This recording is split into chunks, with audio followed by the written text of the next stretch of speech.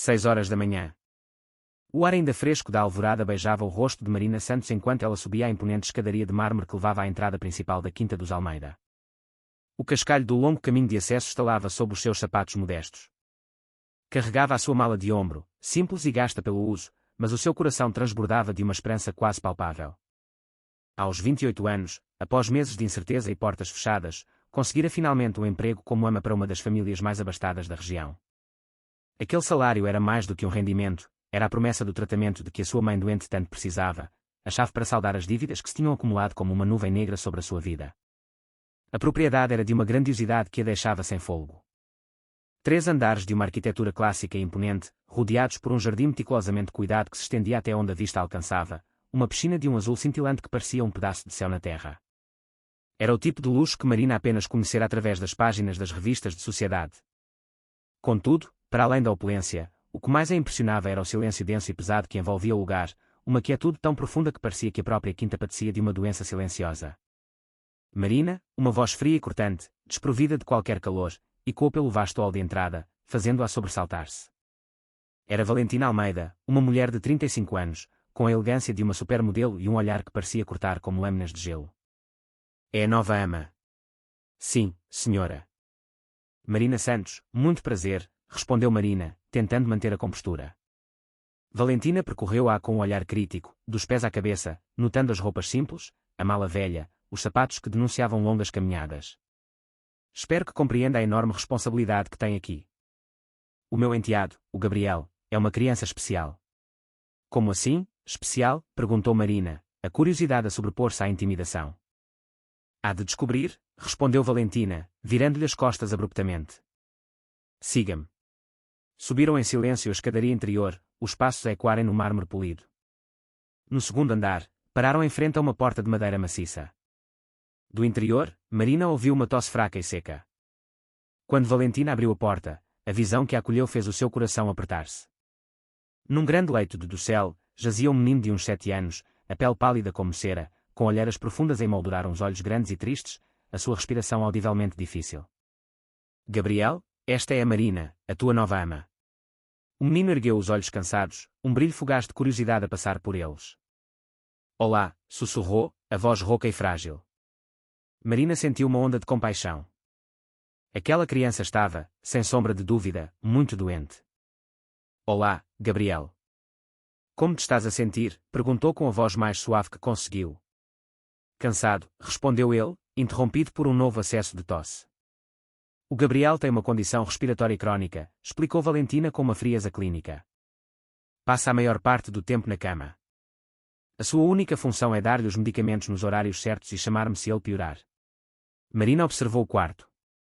Era luxuoso, com móveis caros e tecidos finos, mas ascético e frio. Não havia brinquedos espalhados pelo chão, nem desenhos coloridos nas paredes. Era um quarto sem vida, sem a alegria típica de uma criança. Ele não brinca. Não sai do quarto? Questionou Marina. Os médicos disseram que é melhor ele ficar em repouso absoluto. Qualquer esforço, por mínimo que seja, pode agravar o quadro clínico. Algo naquela explicação soava estranho para Marina, mas era o seu primeiro dia, não podia questionar. Onde está o pai dele? O Ricardo viaja muito em trabalho. Aparece quando pode, disse Valentina, com um tom que dispensava mais perguntas. Entregou-lhe uma folha de papel. Aqui estão os horários dos medicamentos. Siga-os à risca. A lista era extensa. Gabriel tomava 6 medicamentos diferentes por dia. Marina leu os nomes: antialérgicos, broncodilatadores, calmantes, um sem fim de vitaminas. Ele toma tudo isto? Perguntou, incrédula. É prescrição médica. Não questione, retorquiu Valentina, antes de sair e fechar a porta. Sozinha com Gabriel, Marina sentou-se na cadeira ao lado da cama. Gostas de histórias? Os olhos do menino iluminaram-se ligeiramente. Gosto. Que tipo de histórias? De aventuras. Mas a Valentina disse que não me posso emocionar muito. Marina franziu o sobrolho. Uma criança que não se podia emocionar. Que crueldade era aquela?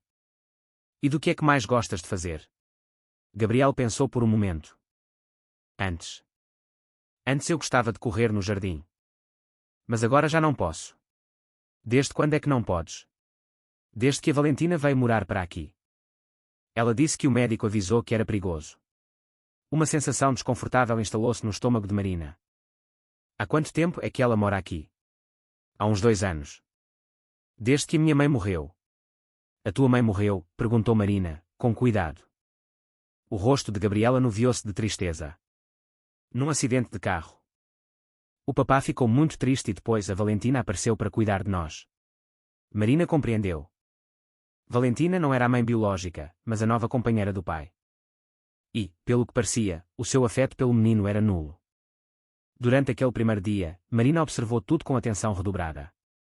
Gabriel parecia, de facto, doente, a tosse persistente, a falta de ar, o cansaço extremo.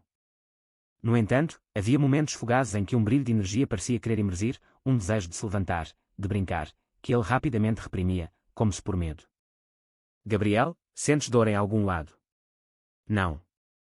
Só fico muito cansado depois de tomar os remédios. Aquela frase acendeu um alerta na mente de Marina. Depois dos remédios? Sim. Antes de os tomar, às vezes sinto-me melhor. Mas depois fico com muito, muito sono. À tarde, Valentina surgiu com uma bandeja de prata, sobre a qual repousavam vários frascos e comprimidos. Hora da medicação, Gabriel. Marina observou enquanto ela preparava as doses. Gabriel fez uma careta. Posso não tomar hoje? Estou a sentir-me melhor. Claro que não, disse Valentina, firme. O médico foi claro, tens de tomar todos os dias, senão podes ter uma crise grave. Gabriel engoliu tudo obedientemente, mas Marina notou que, minutos depois, ele se tornou visivelmente mais apático, os olhos a fecharem-se pesadamente. Naquela noite, enquanto arrumava o quarto, Marina deixou cair acidentalmente o comando da televisão, que rolou para debaixo da cama. Ao ajoelhar-se para o apanhar, a luz da lanterna do seu telemóvel iluminou algo mais. Uma caixa de sapatos, escondida na escuridão. A curiosidade foi mais forte. Puxou a caixa e abriu-a. O seu sangue gelou. Lá dentro, dezenas de frascos de medicamentos vazios, mas os rótulos não correspondiam aos que Gabriel estava a tomar. Eram nomes diferentes, e a maioria eram sedativos e tranquilizantes fortes. Num dos frascos, leu, diazepam, uso adulto. Noutro, lorazepam, tarja preta. Medicamentos controlados, perigosíssimos para uma criança. Naquele exato momento, ouviu passos no corredor. Num movimento rápido, empurrou a caixa de volta para debaixo da cama e levantou-se, fingindo que estava a ajeitar o cobertor de Gabriel. Valentina apareceu à porta. O que estás a fazer? Só a arrumar o quarto, respondeu Marina, a voz a tremer ligeiramente, esforçando-se por soar natural. Valentina olhou-a, desconfiada. O Gabriel está a dormir. Sim, adormeceu logo depois da medicação. Ótimo. Podes ir para casa. Amanhã, às 6 em ponto. No caminho de volta, a mente de Marina era um turbilhão. Sedativos escondidos. Gabriel a ficar sonolento após cada dose. A criança que era aparentemente saudável antes da chegada de Valentina. Uma suspeita terrível e monstruosa começou a tomar forma. No segundo dia, Marina chegou com uma determinação renovada. Anotou meticulosamente os horários da medicação e as reações de Gabriel. O padrão era sempre o mesmo, minutos após a toma, a sonolência e a apatia instalavam-se. Gabriel, perguntou ela quando estavam sozinhos, lembras-te de como te sentias antes de começares a tomar estes remédios todos? O menino franziu a testa, esforçando-se por recordar. Acho que me sentia melhor. Eu corria, brincava. Mas a Valentina disse que eu estava doente e não sabia. E quando foi que paraste de correr? Quando comecei a tomar os remédios. A Valentina disse que se eu corresse, podia morrer. A raiva começou a borbulhar no peito de Marina. Gabriel, queres tentar ficar sem alguns dos remédios hoje? Só para vermos como te sentes. O medo surgiu nos olhos do menino.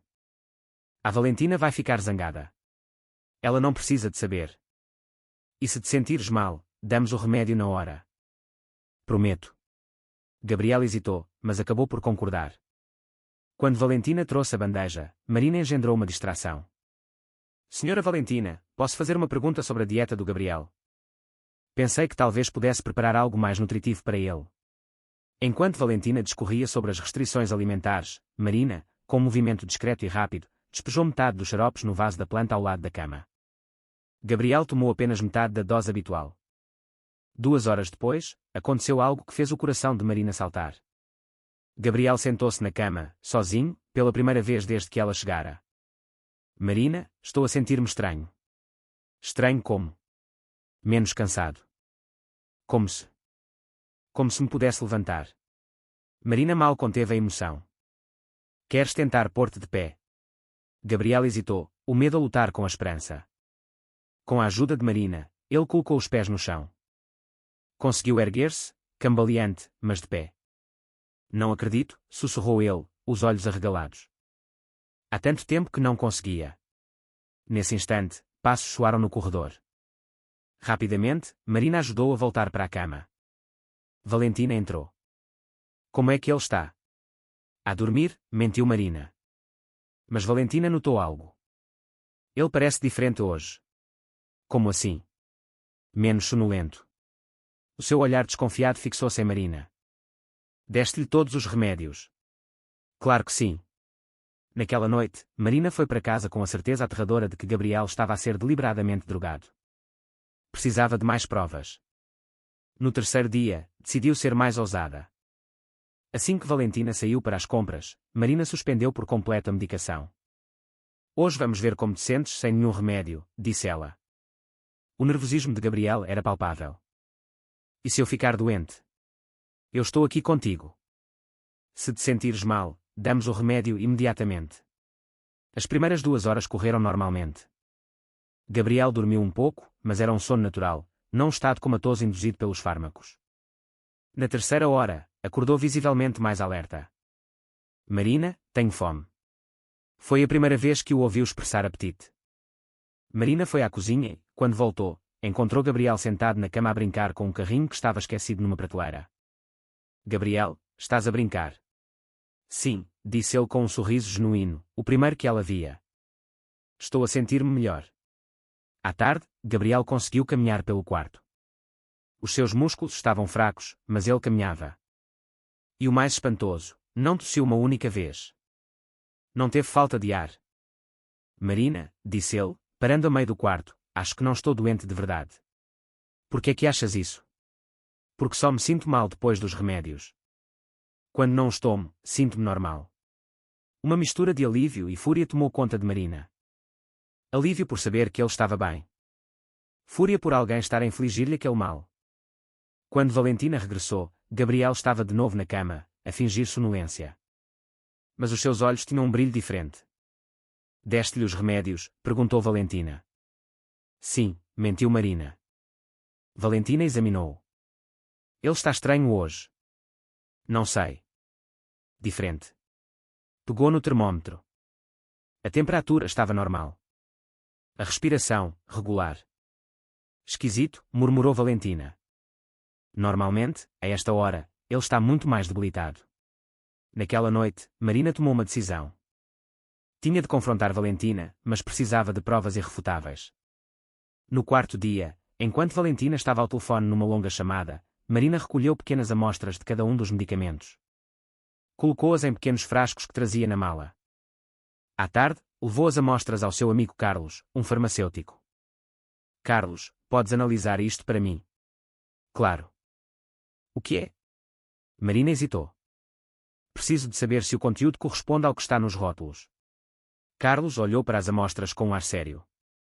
Isto vai demorar algumas horas. Ligo-te amanhã com os resultados. Marina mal dormiu. E se estivesse certa? E se estivesse errada? E se Valentina descobrisse? No quinto dia, após quase 2 dias sem a medicação completa, Gabriel era outra criança. Tinha mais força, mais apetite, estava mais conversador.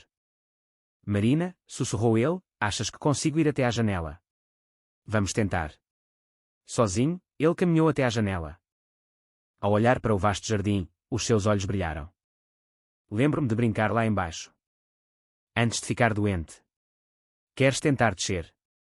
A excitação misturou-se com o medo no seu rosto. E se a Valentina descobre? Ela foi ao cabeleireiro. Só volta ao fim da tarde. Devagar, Marina ajudou a descer as escadas. No jardim, Gabriel respirou fundo. O ar aqui é diferente. É mais gostoso. Apontou para um baloiço debaixo de um carvalho antigo. A minha mãe empurrava-me ali. Marina empurrou-o suavemente. Pela primeira vez em meses, ouviu-o rir. Uma gargalhada cristalina de uma criança feliz. Mais alto, pediu ele. Depois de meia hora, voltaram para o quarto. Gabriel estava cansado, mas era um cansaço saudável, de quem brincou. Obrigado, Marina, disse ele. Achas que vou ficar bom? Marina olhou nos olhos. Eu acho que tu já estás bom. Naquela tarde, o telemóvel de Marina tocou. Era o Carlos. Marina, preciso de falar contigo. Urgente. Vem cá agora. Ela inventou uma desculpa à Valentina e correu para a farmácia. O rosto de Carlos era uma máscara de gravidade. De onde vieram estas amostras? Porquê? O que descobriste? Porque metade disto não é o que diz no rótulo. Este, que devia ser um broncodilatador, é elopridol, um antipsicótico fortíssimo. Este, que diz ser vitamina C, é midazolam, um sedativo usado em cirurgias. Marina, isto é envenenamento. Quem está a dar isto a uma criança de 7 anos? A náusea subiu-lhe pela garganta. A madrasta. Preciso de chamar a polícia. Marina saiu da farmácia com os relatórios e uma certeza terrível. Mas porquê? Qual era a motivação? No caminho de volta, ligou à mãe e contou-lhe tudo. Minha Nossa Senhora, sussurrou a mãe. Marina, essa mulher está a tentar matar o menino. Tem cuidado, gente assim é perigosa. Ao regressar à quinta, encontrou Valentina furiosa. Onde estiveste? O Gabriel está muito mais alerta. Deste-lhe os remédios como deve ser. Claro, mentiu Marina, sentindo o cerco a apertar-se. No 6º dia, Valentina não alargou um segundo. Gabriel voltou a ficar apático. Mas, num breve momento de distração, sussurrou-lhe, estou a sentir-me mal outra vez. Prometes que vais resolver isto? Prometo. Ao fim da tarde, Ricardo Almeida, o pai, chegou de viagem.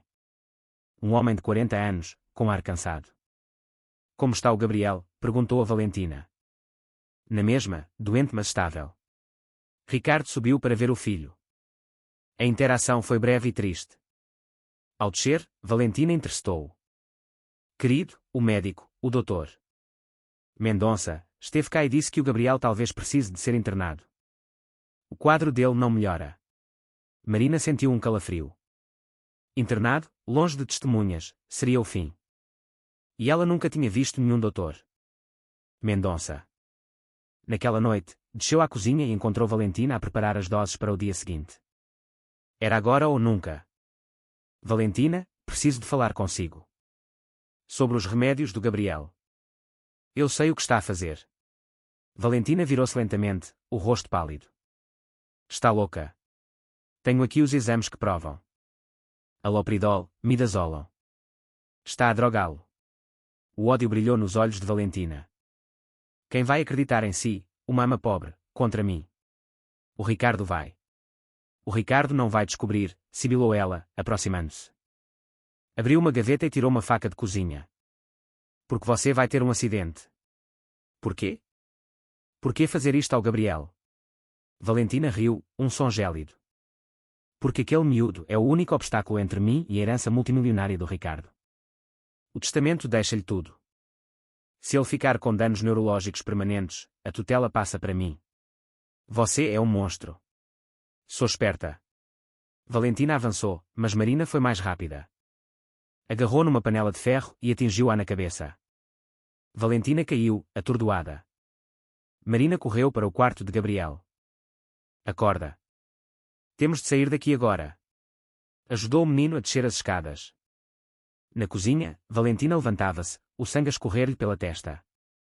Não vão a lado nenhum. Marina pegou em Gabriel ao colo e correu para a porta, para a escuridão do jardim. Socorro. Ajudem-me, gritou a plenos pulmões.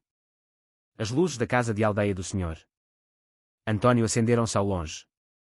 Valentina parou, percebendo que tinha sido exposta. Marina correu até à casa vizinha, batendo na porta desesperadamente. Por favor, ajudem-nos. Liguei para a polícia. Enquanto esperavam, ligou a Ricardo.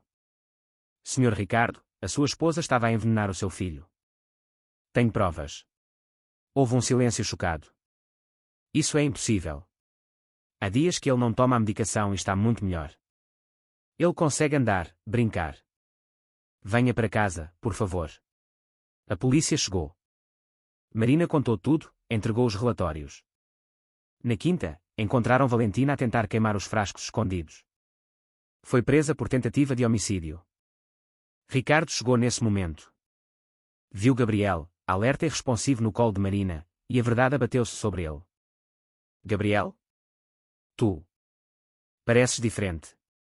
Estou melhor, papá. A Marina ajudou-me. Ricardo ajoelhou-se e abraçou o filho, a chorar. Perdoa-me, meu filho. Olhou para Marina, a gratidão a transbordar dos seus olhos. Como posso agradecer-lhe? Nos dias seguintes, exames confirmaram que Gabriel estava perfeitamente saudável. Valentina foi indiciada. Descobriu-se que o seu primeiro marido morrera em circunstâncias semelhantes. Uma semana depois, Ricardo fez uma proposta à Marina. Quero que fique. Não como ama, mas como parte da nossa família. 3 meses depois, Gabriel corria e ria no jardim. Marina tornara-se a sua figura materna.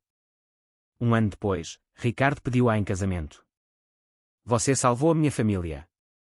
Apaixonei-me pela sua coragem, pela sua bondade. Aceita casar comigo? Gabriel correu para eles. Diz que sim, Marina. Assim serás a minha mãe de verdade. Aceito, disse ela, com lágrimas nos olhos. 6 meses depois, casaram-se. 2 anos depois, nasceu Sofia. A família estava completa, construída sobre as cinzas de um plano malévolo, unida pelo amor e pela coragem de uma mulher que ousou fazer o que estava certo. Valentina foi condenada a 15 anos. Na prisão, desprezada por todas, pagou pelos seus crimes. Anos mais tarde, na formatura de Gabriel, ele contou a sua história. Fui salvo por uma mulher humilde que me ensinou que heroísmo é fazer o que é certo. Mãe, obrigado por me salvares. A história deles inspirou outras pessoas.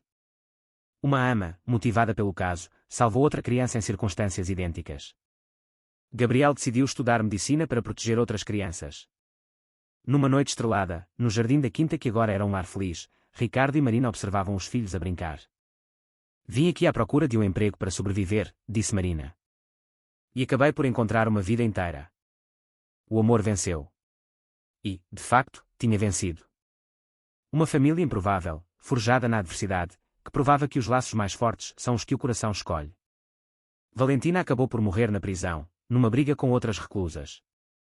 Gabriel, ao saber da notícia, disse algo que demonstrou a sua imensa bondade: fico triste por ela. Podia ter sido feliz se tivesse escolhido ser boa.